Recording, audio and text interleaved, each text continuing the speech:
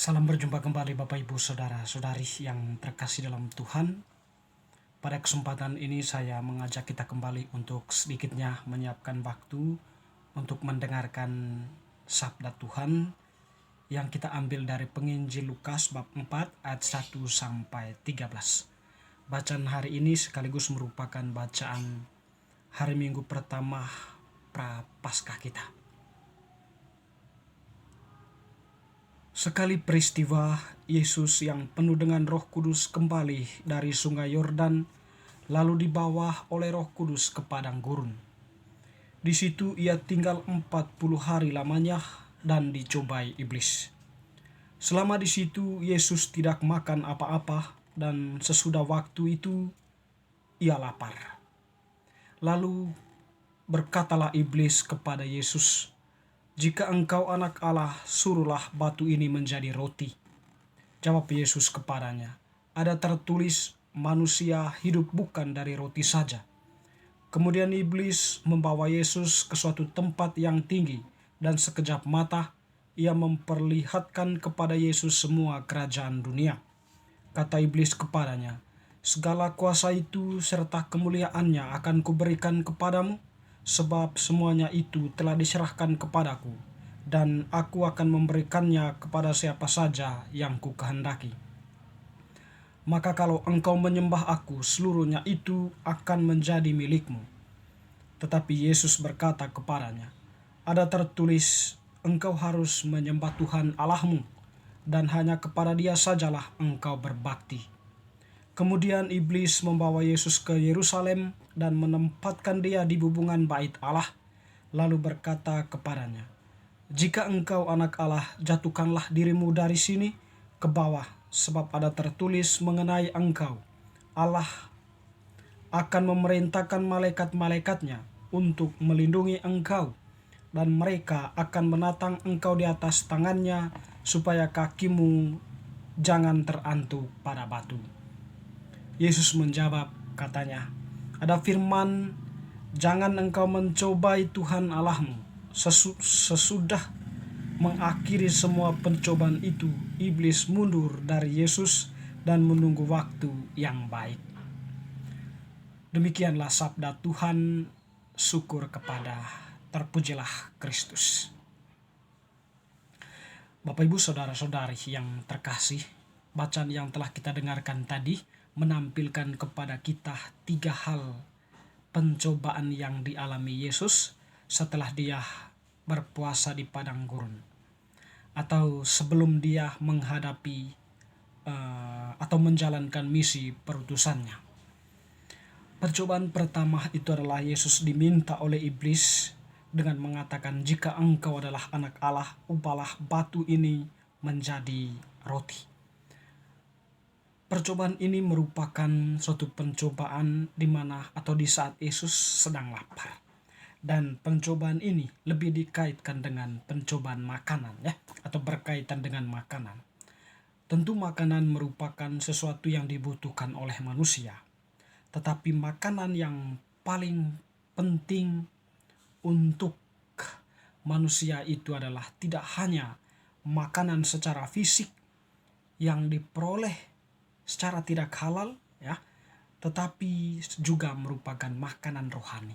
Jadi manusia itu perlu mengisi dirinya dengan makanan rohani juga, tidak hanya berkaitan dengan makanan yang secara fisik. Apalagi makanan itu diperoleh dengan secara tidak halal. Cobaan ini, iblis itu hendak mencoba Yesus agar memperoleh sesuatu secara instan, ya, tanpa melalui suatu perjuangan, atau memperoleh makanan tanpa melalui suatu perjuangan.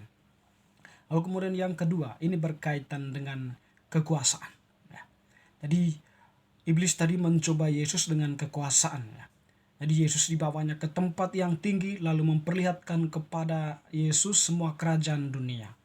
Jadi Yesus digodai oleh iblis itu adalah dengan kekuasaan. Tetapi kekuasaan itu akan diberikan kepada Yesus kalau Yesus menyembah iblis. Nah, tetapi Yesus di sini tetap tenang. Yesus mengatakan bahwa hanya kepada Allah sajalah engkau berbakti.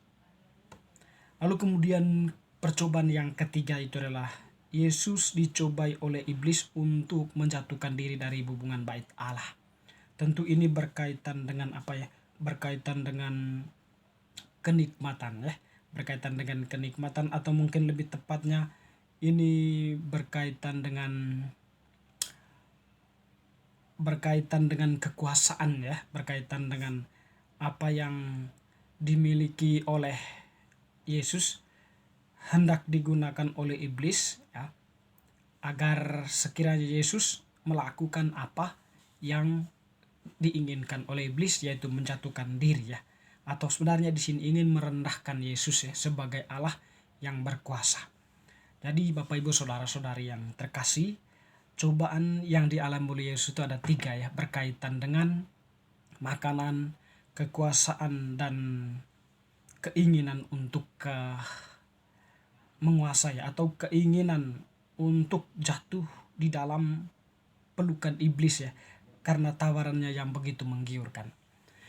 Bapak Ibu Saudara-saudari yang terkasih, 3 cobaan Yesus ini tentu ya dialami oleh manusia, oleh kita semua. Terkadang kita digodai oleh makanan, digodai oleh kekuasaan, digodai oleh kenikmatan. Terkadang juga kita jatuh di dalam godaan-godaan seperti itu. Maka masa Prapaskah ini merupakan momen penting bagi kita untuk melihat diri ya, untuk bisa mengendalikan diri ya terhadap tawaran-tawaran dunia itu. Tawaran terhadap makanan, terhadap kekuasaan, terhadap kenikmatan-kenikmatan dunia atau hedonisme.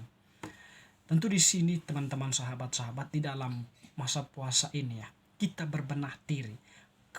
Godaan-godaan itu ada, tetapi kita diajak oleh Tuhan untuk melawan godaan-godaan itu dengan cara berpuasa, dengan cara bertobat.